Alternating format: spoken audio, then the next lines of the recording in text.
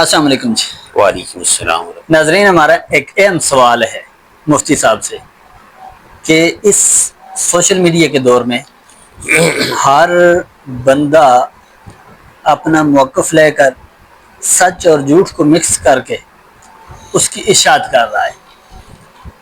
ان حالات میں میں یہ سمجھتا ہوں کہ علماء کی یہ ذمہ داری بنتی ہے کہ وہ امت کی اصلاح کریں، اور اصلاح کے لیے وہ کون سے طریقے ویلڈ ہو سکتے ہیں، وہ کون سے طریقے بہترین ہو سکتے ہیں کہ جن کے ذریعے سے علماء محلے محلے، گلی گلی اور شہر شہر لوگوں کی اصلاح کر سکتے ہیں۔ جزاکم اللہ خیر، بہت شکریہ، بڑا قیمتی سوال آپ نے کیا ہے۔ لوگوں کی اصلاح کے لیے دو چیزیں ضروری ہیں۔ نمبر ایک کام عوام الناس کا، اور دوسرا کام ہمارے علماء کرام کا۔ عوام الناس کا کام یہ ہے کہ وہ علماء کرام سے مطالبہ کرے قرآن و سنت کے پیش کرنے کا، اور علماء کرام کی ذمہ داری یہ ہے کہ وہ بجا قصے کہانیوں اور دیگر باتوں کے درس قرآن، درس حدیث، درس فقہ، ان چیزوں کو مضبوطی سے ہر محلے میں، ہر گلی میں، ہر گھر میں، ہر مسجد میں، ہر مقام پر، خوشی غمی میں ان چیزوں کو عام کر لیں۔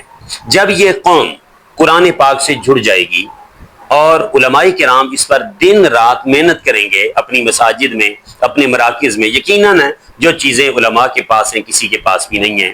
مسجد ایسی جگہ ہے سب لوگ جمع ہوتے ہیں، سوائے چند لوگوں کے کہ جو نہیں بھی آتے جمعے کو آئی جاتے ہیں، تو ان کے پاس بہت بڑا پلیٹ فارم ہے۔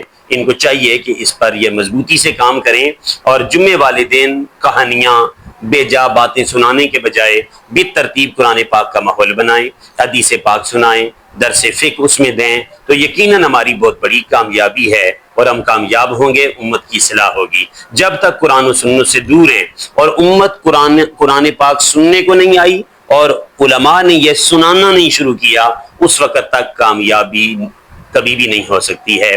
کامیابی کے لیے عوام کو دو قدم آگے آ کر قرآن سننا پڑے گا، اور علماء کو قرآن سنانا پڑے گا۔ قرآن و سنت کے مطابق، شریعت محمدیہ کے مطابق جب یہ اصولوں کو لے کر چلیں گے تو انشاءاللہ العزیز رب تعالیٰ کامیاب فرمائیں گے۔ بہت بہت شکریہ۔ آج کے ہمارے نشست کا اختتام ہوا ہے، اور ایسی ہی بہترین موضوع پر ویڈیوز، سوالات کے جوابات ہم مفتی صاحب سے بار بار پوچھنے آئیں گے۔ اگر آپ لوگوں کا کوئی سوال ہو جو آپ لوگوں کے ذہن میں ہو تو ہمارے ان ویڈیوز کے نیچے کمنٹ بھی کر سکتے ہیں، اور یوٹیوب چینل کے اوپر واٹس ایپ کا نمبر لگا ہوا ہے، اس پہ آپ واٹس ایپ میں بھی ہمیں اپنا سوال بھیج سکتے ہیں۔